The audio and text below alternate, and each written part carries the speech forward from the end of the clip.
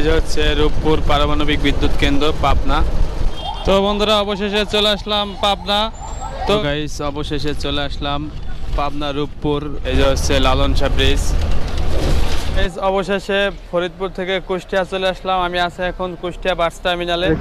এই যে হচ্ছে ফরিদপুর নতুন স্ট্যান্ড। তো গাইস যাচ্ছি হচ্ছে ফরিদপুর থেকে পাবনা। হ্যালো গাইস, আসসালামু আলাইকুম। মাই self Bilal Saheb and welcome to my another blog. তো গাইস আমি আছি এখন বাসের মধ্যে। তো ফরিদপুর পুরাতন স্ট্যান্ড থেকে যাচ্ছে পাবনা।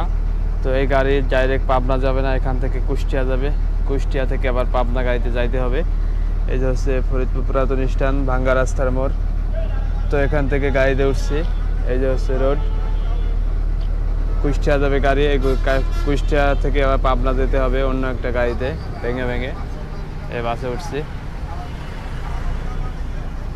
তো ফরিদপুর থেকে কুষ্টিয়া ভাড়া নিয়েছে 280 টাকা। ওখান থেকে আবার পাবনা কয় টাকা ভাড়া নেয় ওখান থেকে গিয়ে বাস পরিবর্তন করে আপনাদেরকে জানানো হবে।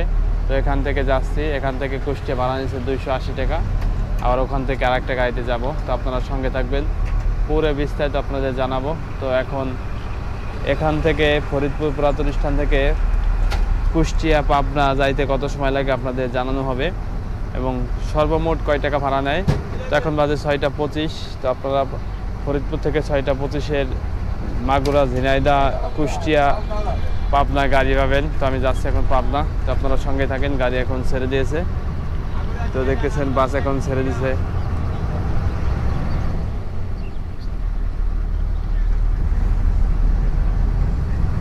তো বাস এখন ছেড়ে দিয়েছে। তো আপনারা সঙ্গেই থাকবেন, পুরো বিস্তারিত আপনাদের জানানো হবে। ফরিদপুর থেকে এখন যাচ্ছি, পাবনার উদ্দেশ্যে রওনা হলাম।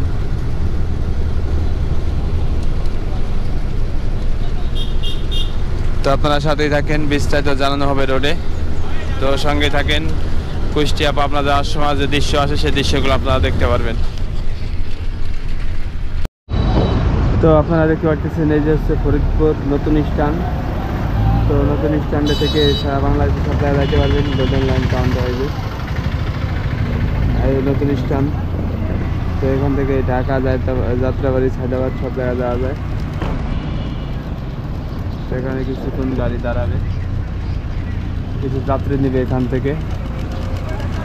তো আপনারা সঙ্গে থাকেন, সম্পূর্ণ ভিডিও জুড়ে থাকবেন, সব বিস্তারিত আপনাদের জানানো হবে ইনশাআল্লাহ।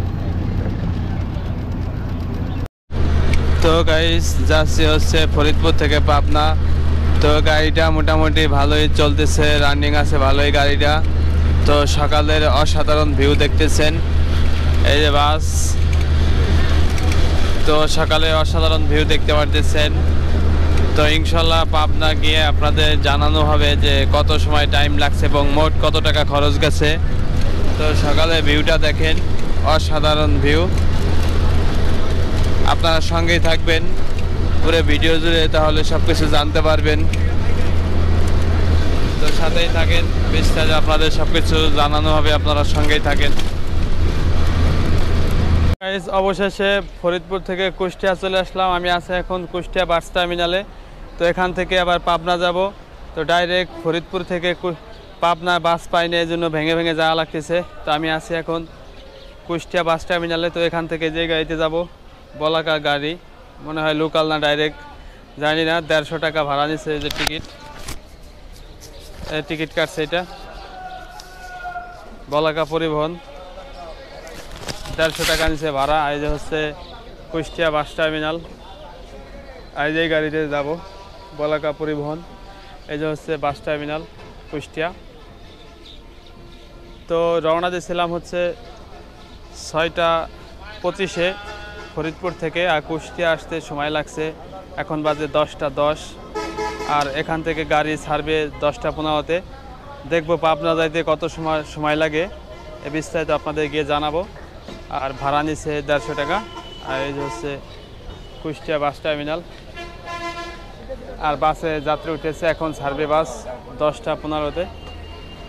তো অসাধারণ একটা ভিউ দেখতেছেন। পাবনা ডাকতেছে। তো আপনারা সঙ্গে থাকেন, যাওয়ার সময় কিছু দৃশ্য আপনাদের মাঝে তুলে ধরবো। তো আমি এখন বাসের ভিতরে উঠবো, এই যে বাসে। তো গাইস, অবশেষে কুষ্টিয়া থেকে পাবনা উদ্দেশ্যে বাস ছেড়ে দিয়েছে। তো এখন বাজে 10টা 17। দেখবো যে কুষ্টিয়া থেকে পাবনা যাইতে কত সময় লাগে। এই যে হচ্ছে কুষ্টিয়া বাস টার্মিনাল থেকে বাসটা ছাড়লো। তো বাসের নাম হচ্ছে বলাকা বাস। তো দেখতেছেন অসাধারণ একটা ভিউ। পাশেই রয়েছে বাস টার্মিনাল, পাশেই রয়েছে পাসপোর্ট অফিস।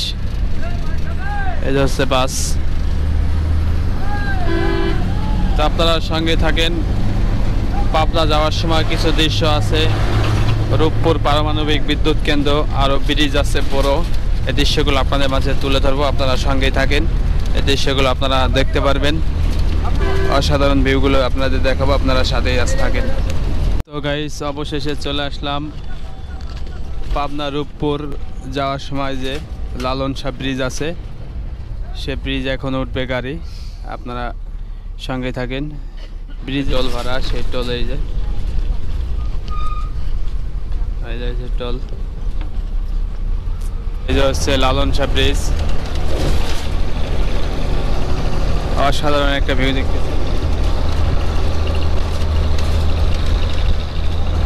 আর এই পাশে আরেকটা হচ্ছে হার্ডিং ব্রিজ, ট্রেন যায়। আর এটা হচ্ছে লালন শাহ ব্রিজ। আর ব্রিজের পরে রয়েছে ওই যে রূপপুর পারমাণবিক বিদ্যুৎ কেন্দ্র। ব্রিজটা অনেক বড় ব্রিজ।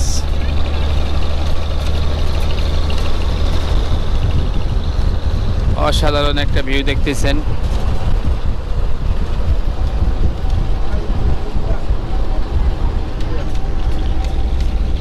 তা আপনারা সঙ্গে থাকেন, পুরো ভিউটা উপভোগ করেন।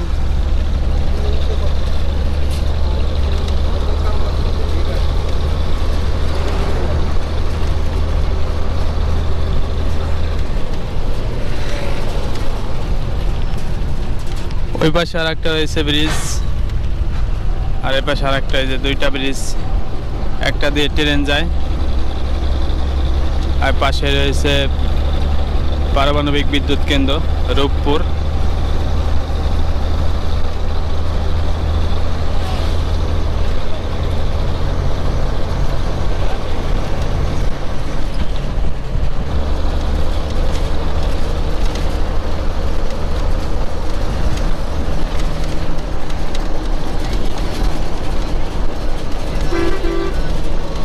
এই যে হচ্ছে রূপপুর পারমাণবিক বিদ্যুৎ কেন্দ্র পাবনা। অসাধারণ ভিউ।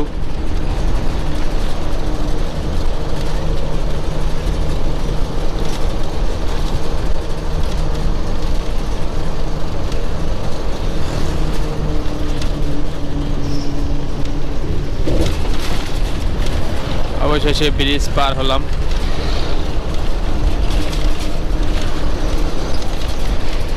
তো আপনারা সঙ্গে থাকেন, যাওয়ার সময় আরো দৃশ্য আছে, সেই দৃশ্যগুলো আপনারা দেখতে পারবেন। এই হচ্ছে রূপপুর পারমাণবিক বিদ্যুৎ কেন্দ্রের অফিস। এখানে কাজ কাম হচ্ছে ভিতরে। তো অসাধারণ দেখতেছেন দৃশ্য।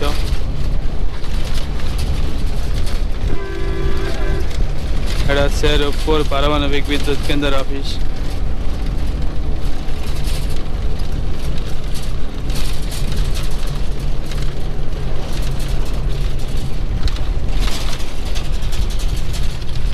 ধন্যবাদ সবাইকে, আরো ভিডিও দেখার জন্য সাথেই থাকেন, দৃশ্যগুলো দেখতে পারবেন।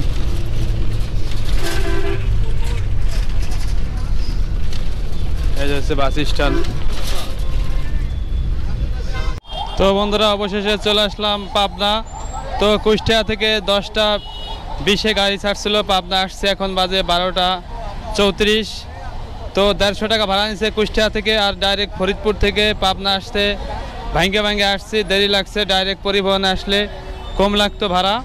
তো মোটামুটি খরচ গেছে, ফরিদপুর থেকে কুষ্টিয়া নিচ্ছে 280 টাকা, আর কুষ্টিয়া থেকে পাবনা নিচ্ছে 150 টাকা। তো এই যে হচ্ছে পাবনা বাস টার্মিনাল। তো এখন এখানে নামলাম, তো এখন শহরে যাব। এই যে হচ্ছে বাস অনেক আছে এখানে, গাড়ি গুড়িও অনেক আছে। তো আপনারা সঙ্গে থাকেন, আরও বিস্তারিত ভিডিও পাবনা শহরটা আপনাদের ঘুরে ঘুরে দেখাবো, সাথেই থাকেন। ধন্যবাদ সবাইকে, আসসালামু আলাইকুম।